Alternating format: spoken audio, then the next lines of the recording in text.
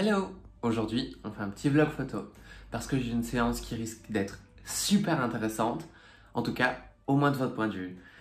Du coup, on commence par un café. T'es sérieuse, tu nous fais un vlog avec du café, on n'est pas dans ta putain de morning routine.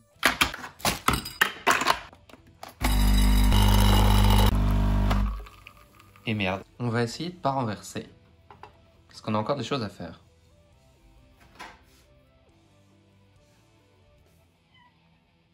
Bonjour mon chat. Non mais c'est génial, on en a rien à foutre.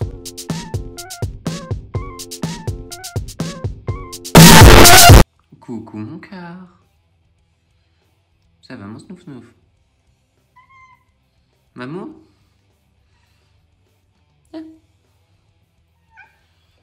Quelle râleuse. T'es incroyable. Je sais bien que vous aimez les chats. Donc je me gêne pas. Boop. Du coup je vous pose là, parce que c'est un environnement que vous connaissez un peu. Enfin.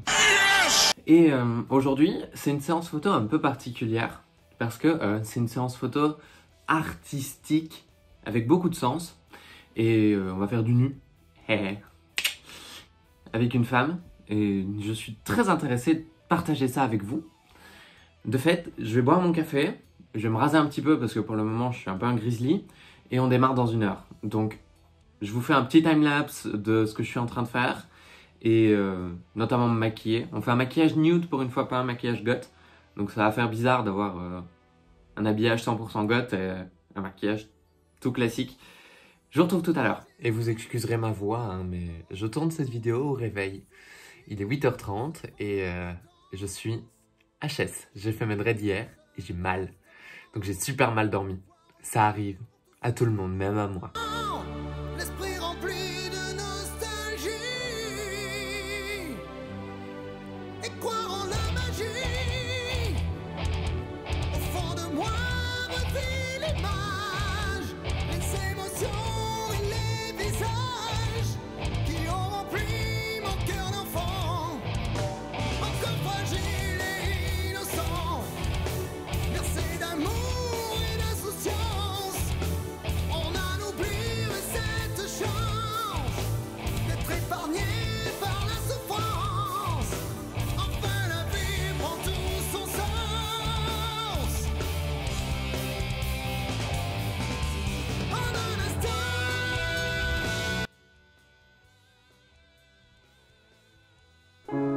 Le cadrage est un art.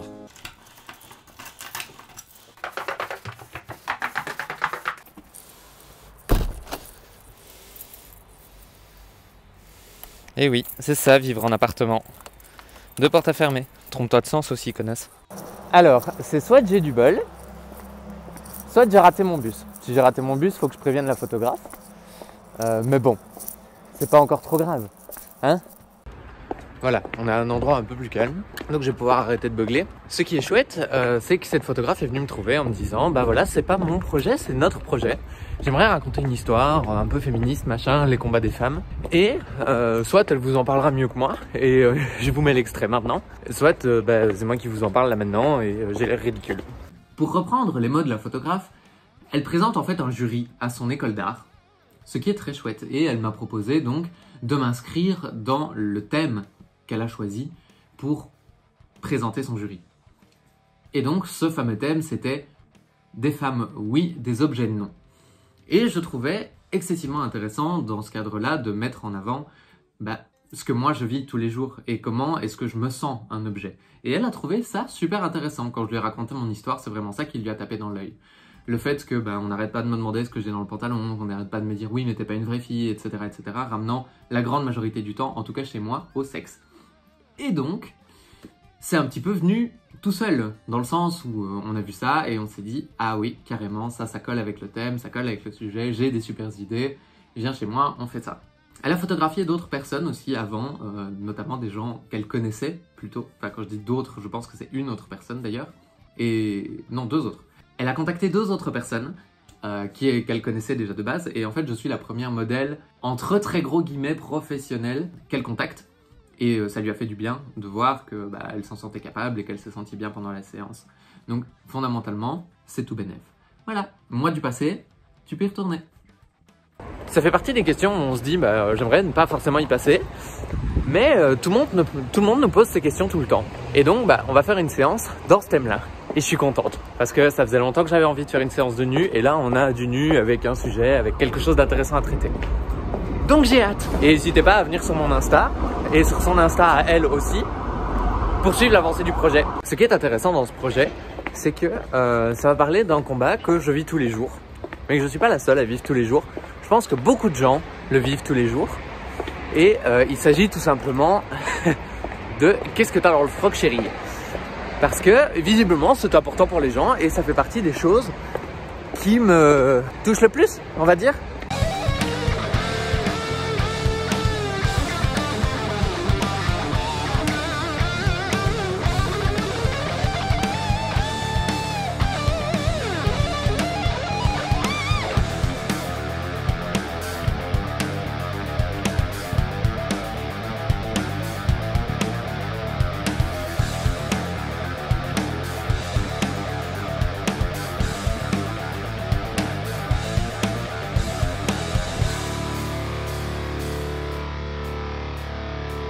Et c'est maintenant qu'on galère. Je suis jamais venu. En vrai, la fille, je la connais même pas. Exactement l'exemple de ce qu'il faut pas faire quand on va faire un shooting de nu pour la prochaine fois. Pour la première fois. Pas la prochaine. Parce que, comme vous vous en doutez, ça peut être légèrement dangereux. Mais là, en l'occurrence, c'est l'ami d'une amie. J'ai quand même relativement confiance. Par contre, ce en quoi j'ai pas confiance, c'est la voiture arrêtée au bout de la rue. Se balader en ville, un plaisir de chaque jour quand on est une femme. Si je suis pas morte, je reprends. Bon bah voilà, j'ai pas galéré. Hop. Ouais, faut que je fasse mes ongles avant le shooting. Super.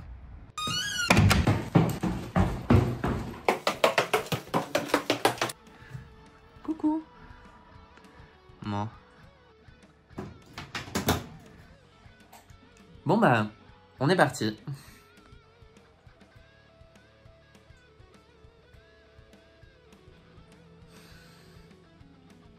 Et voilà, je suis dehors. Résultat des courses, la séance s'est super bien passée. Elle n'était pas très à l'aise devant les caméras, donc je l'ai pas filmé. Par contre, elle m'a laissé prendre d'autres petits plans de ce qu'on a fait.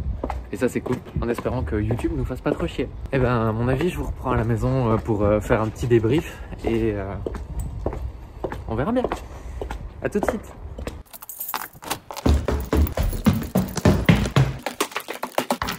Merde.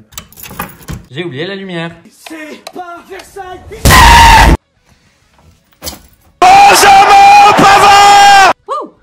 Eh ben, c'était intense comme séance.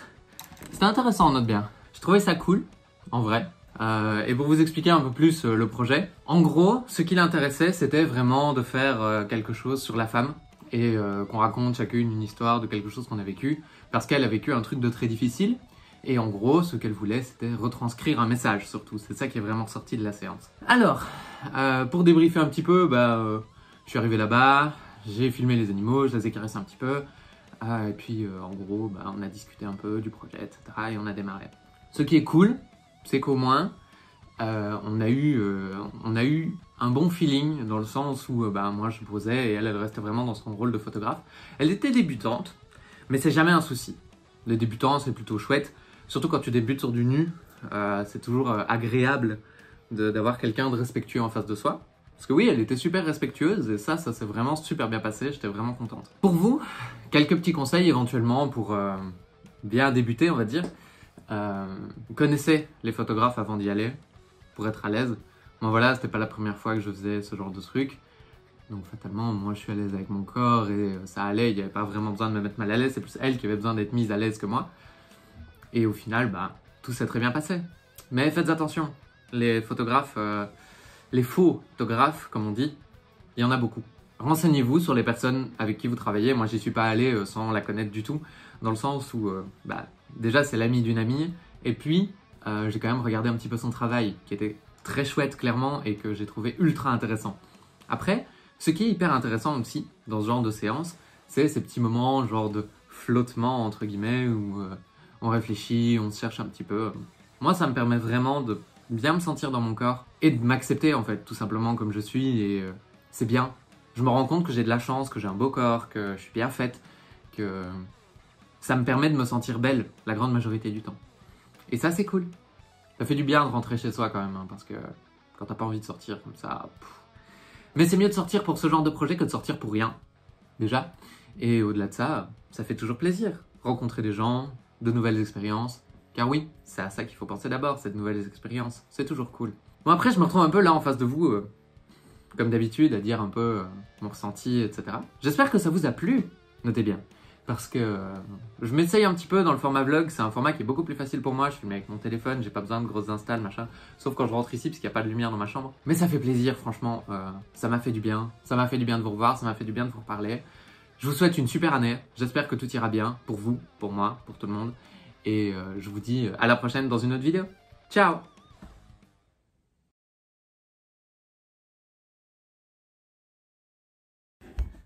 Et oui, je sais, j'ai l'air conne, mais j'ai l'habitude.